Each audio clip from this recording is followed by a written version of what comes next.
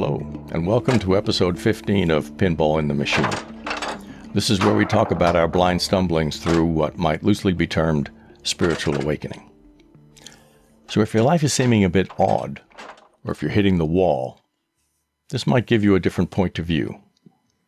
Each week, Tom and I meet to discuss our progress or otherwise, and this is from those conversations. So grab a coffee and sit in as we attempt to describe the indescribable. I'm Greg, and I'm here with my dear friend Tom. Hiya, Tom. How's it going? Hi, Greg. Yeah, doing well today. Thank you. Do you want to hear about the week? Oh, go on then. Well, I'd say it was quite an intense week. Sort of ups and downs.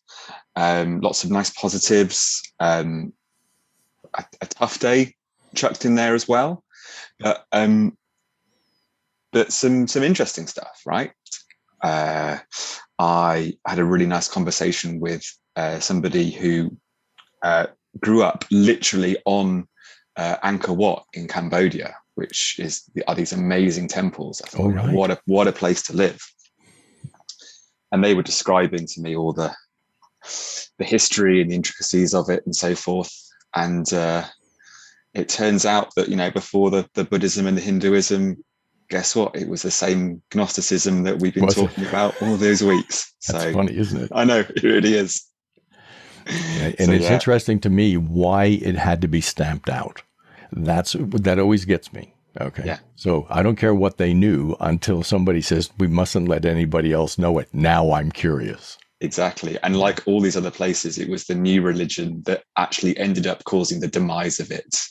Yes. As it became more and more intense and so forth. So that was good. I caught myself in a really funny kind of ego trap the other day. So bear with me. So we're helping out a family at the moment that have just moved to Cambridge, and like they've literally just come from like war-torn Ukraine. So they've got nothing. Right. And I'm helping them out and sorting them out with bikes and stuff like that, and really enjoying that time. But then I caught myself talking to other people about it. They were like, oh, what are you doing? And then suddenly the ego popped in and said, oh yeah. And I knew the second I said it, I was like, I don't need to say that.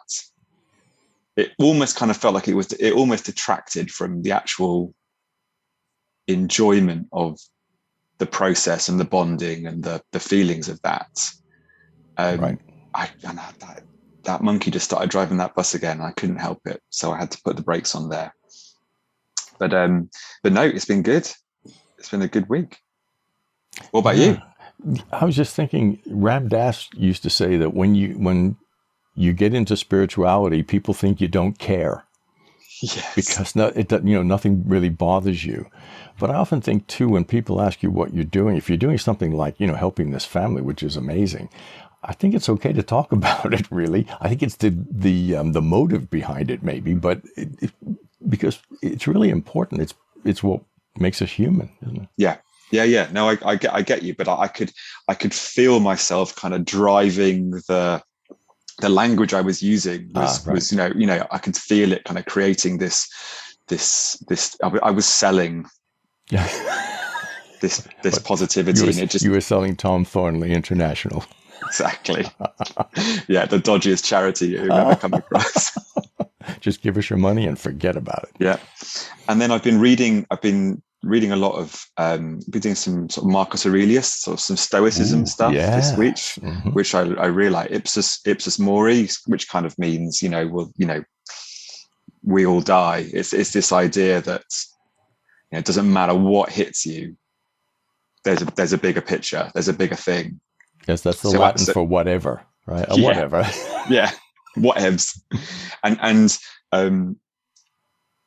actually you can put a bit of application into it, just because it's a really easy way of switching your minds at any moment. When something really hurts or something's really digging at you, you just try and dig out of it with a really simple philosophical self-preservation piece, and that's the one. It's nice. We may get to play later on this call. Okay. Nice. Yeah. Marcus Aurelius. Yeah, one of my clients bought me the Thoughts of Marcus Aurelius some years back. Yeah, I love that book. And then the other thing I've done, and I haven't done this in ages, so I have like there's an artist, a musical artist called Jamie T, who I really like, and he hasn't done any concerts or tours for like 6 years, and he released some dates, but you could only get access to the tickets if you bought his new album. Oh my God. Which I haven't done, but I bought it, and it was a CD. I haven't bought a CD in 10 years. And I just put it on in the car, and I've been listening to an album front to back the whole way through multiple times. And that has been a really enjoyable experience, and brings up lots of things, because he's telling a story, obviously, within, it's meant to be listened to in that order for a reason. Oh, I see. Yeah, which used to be quite common, didn't it? And that has the whole album. So it's a concept album. Yeah. It all flows, and it references back and all this kind of stuff. And I'd forgotten how much I enjoyed that, and how much that makes you think. Right. You'll have to send me his name. So I will. Check him out. So yeah, that's probably me. Hey, not a bad week. It's been a week here too. Yeah. In the last podcast, we were talking about synchronicity, which brought up a lot of things. And Rachael, she lives in and works in Zambia. She had a great definition, and she's allowed me to share it. Thank you, Rachael, because this is what we need. Here it is, right? Coincidence happens when we acknowledge and let it pass. Synchronicity occurs when we wake up to the coincidence and listen for the next message. And then she refined it, and she says, coincidence happens often, but synchronicity only happens when we switch on our listening and observe the coincidence. Yeah. I thought, man, isn't that neat? Yeah. You just like that. Acknowledge the coincidence and wait for the next message. So that's allowing, isn't it? You kind of, well, what's the next message, right? Yeah. Oh, thank you, Rachael. That's brilliant. It really got my attention. And so here's some synchronicity via Rachael. She sent us a link. Sent me a link to a video interview with a guy named Muji. He was being interviewed by Russell Brand. John likes Russell. I'm not crazy, but anyway, about him. But we started to listen to Muji, and he makes everything so simple. Right? Everything is simple. There's nothing to do. There's no meditation practice. You just do it. You just do it, whatever. And I'm thinking, this is music to my ears. So I go to look for an audiobook from Muji, and I can't find one. So I find one from a guy named Papaji. And I'm thinking, okay, what? So I think it's an audiobook. I hit the download button, and, in it comes. So there are 3 forwards to the book. And the first forward says, I've trained with some of Papaji's students. There are 2 names, and then Muji. And I'm thinking, okay, pay attention here, right? We're getting to the source, right?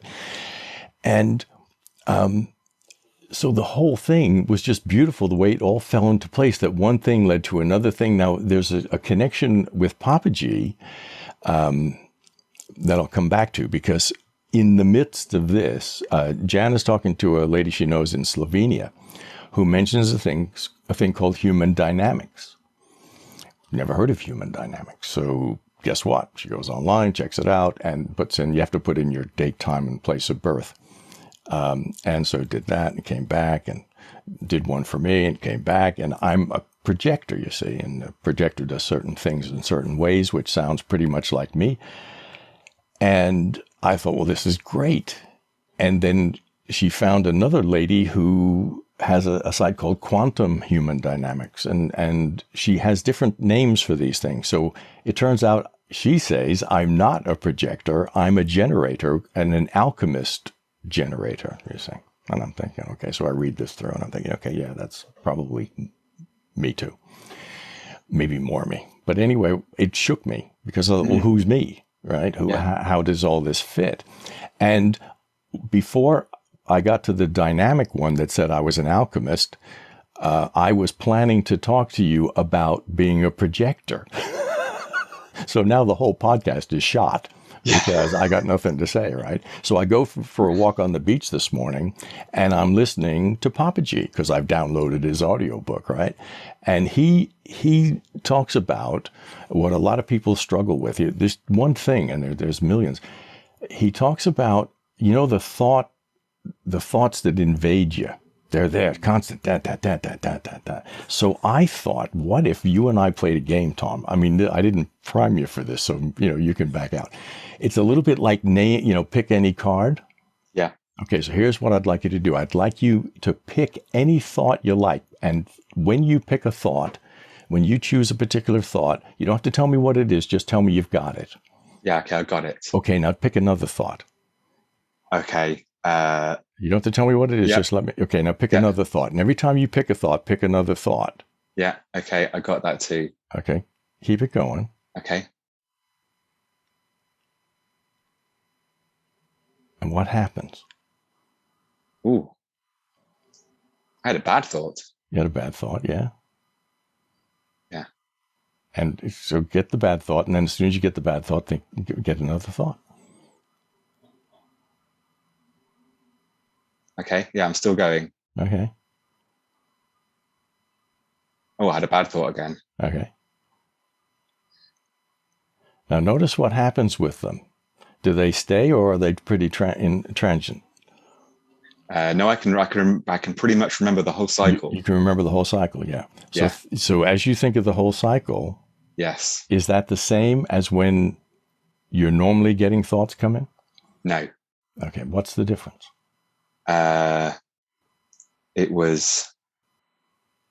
It felt more like a piece of literature. It was What, the second time? Yeah. So you're dissociated from it. Yeah, it was like a story. Yeah. Okay. So think about that. As what Papaji says is, you choose your thoughts, and they don't stay. They go and go, come and go, come and go, because you choose the next thought. You're saying, okay, what's the next one? What's the next one? But when they choose you, they come to stay. Mm. Okay. So the trick is to choose your thoughts. Yes. And it's that simple. Yeah. So you say, I'm free. And you think, okay, I'm free. And I did feel very free. Yeah, but you could just think it. Just think I'm free. Yeah. I've just made a statement. So what if it's not true? Well, what if it is? You see.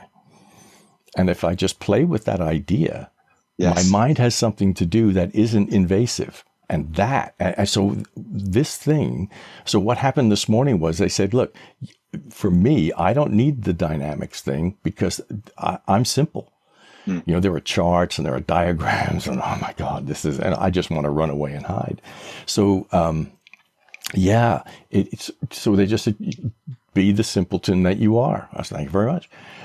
Because I am, and it suits me. So I know exactly the way I need to go. Jan knows the way she needs to go. Mm-hmm. So people may find human dynamics that explains things about their behavior that they've been beating themselves up about, which is what I used to do. Why was I not an entrepreneur? Because that's not my way of being. I'm always the one waiting to be, asked, or have to wait my turn or wait for the universe to line up or something. I'm not proactive. And not only can you be your worst critic, but no one can hurt you more than you can hurt yourself. Boy, if you want to choose, if you want to choose a real cutter to really, if you want to really stick the knife in, you can. Yeah, well, there's nobody better. No, you cut out the middleman, don't you? Yeah. Yeah. I've actually done that with my fist, and that was a long time ago. But it taught me a very valuable lesson. But I like that game. There's actually a form of sort of mental relaxation in that game as well. Yes, because the mind gets overworked. And it just gets lazy and says, "Oh, so what?" Yeah. It's called 7 ± 2 in NLP. The conscious mind only holds between 5 and 9 bits of information at a time. Yeah. I like that. I'm going to play with that one. It's great fun because once you start playing with it, it just gets good to you. Mm-hmm. Well, what's my next thought? Well, I'll just think that. Okay, thanks. Or I think what I want, or if I get what I don't want to think, what's next? And the other thing it does, as far as I can feel, it keeps you in the moment. Because one thought's gone. Okay, what's this thought? Oh, what's this thought? And what's this thought? And this thought. So the whole thing works on many levels. Ooh. Very good. And now we get to talk about demons. Oh, okay. Okay, what you got on that, if anything? Okay, so what have I got on demons? I think one thing that I was thinking about or pondering about was that quite often the things that I am sensitive about, or the things that I find, the ego reacting to quite violently, are situations or behaviors which I'm probably exuding myself. So, for example, if I'm sort of craving some kind of nurture or bond or intimacy, or some kind of affinity, or maybe I'm getting frustrated because I'm not getting it, or maybe that's triggering me, it's probably because I'm not exuding that in the first place, or maybe I'm not particularly good, or I'm not in a good place for that at the moment. So I think that they can often represent something, so if for example you get really triggered by rude people, there's probably an element that there's a rudeness to yourself that you're not really picked up on. This is where you talked about like the shadow world, didn't you? Was it Jung that talks about it's these elements that we kind of suppress, or these negative feelings and we ignore them, or we carry them around in a bag and we won't acknowledge them. But I did like what he said when he said, you can't have light without a shadow.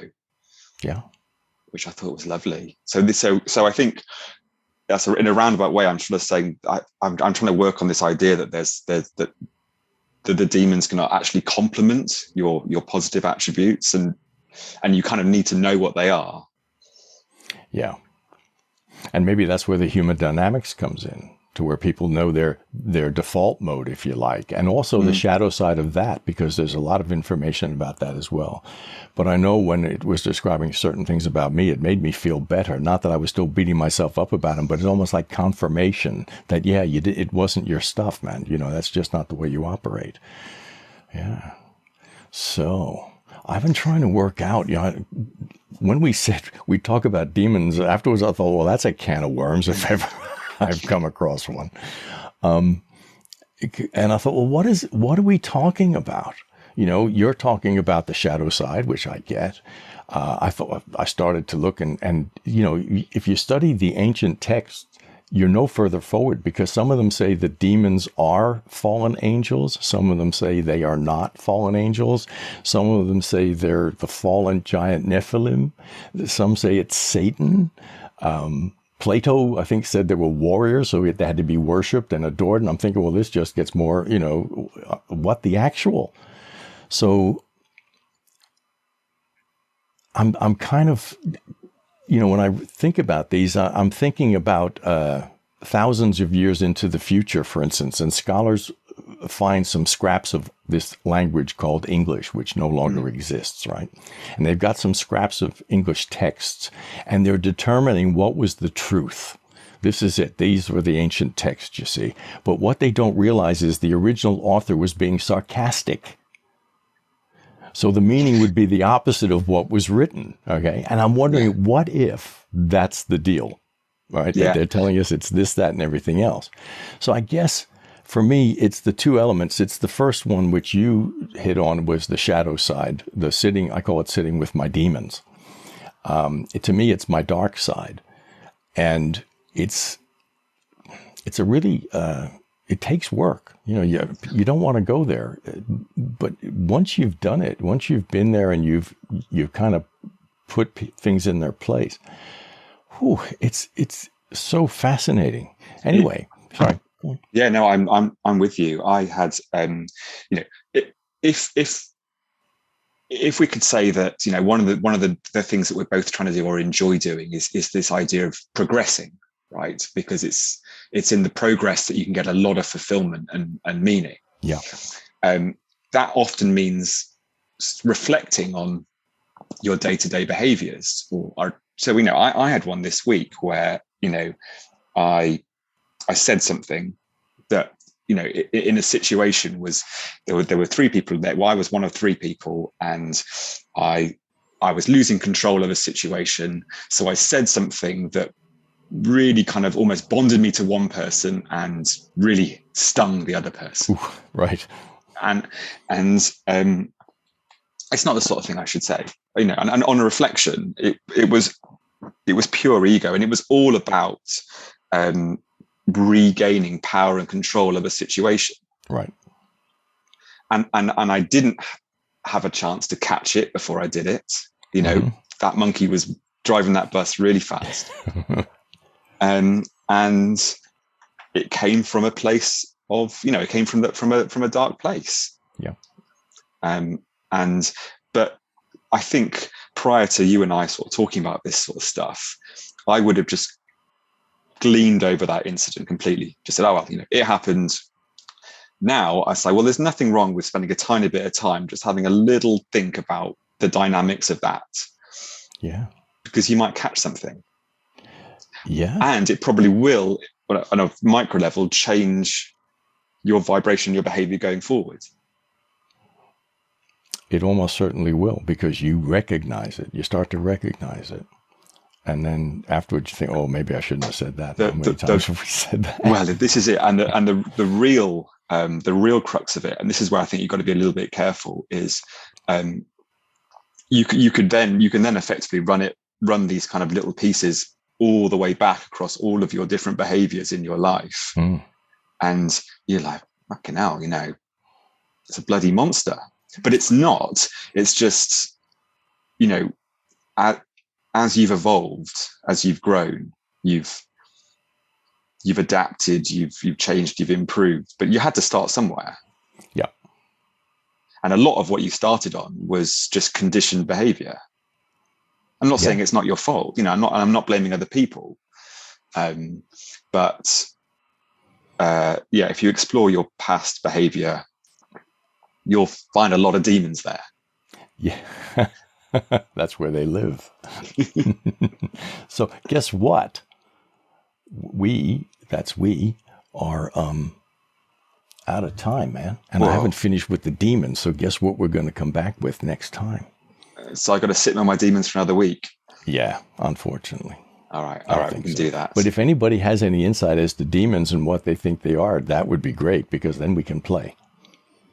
Let's do it. Great stuff. Well, gang, that pretty much brings us to the end of another episode. So thank you for listening in. We really appreciate your feedback. So if you've enjoyed our meanderings, please just rate us and review us on whichever platform you're using. And we'd really like to hear your thoughts, questions, and experiences, because it all helps, and it helps everybody. You can reach us at pinballinthemachine.com or through our Facebook group, Guides Not Gurus, or hello@pinballinthemachine.com.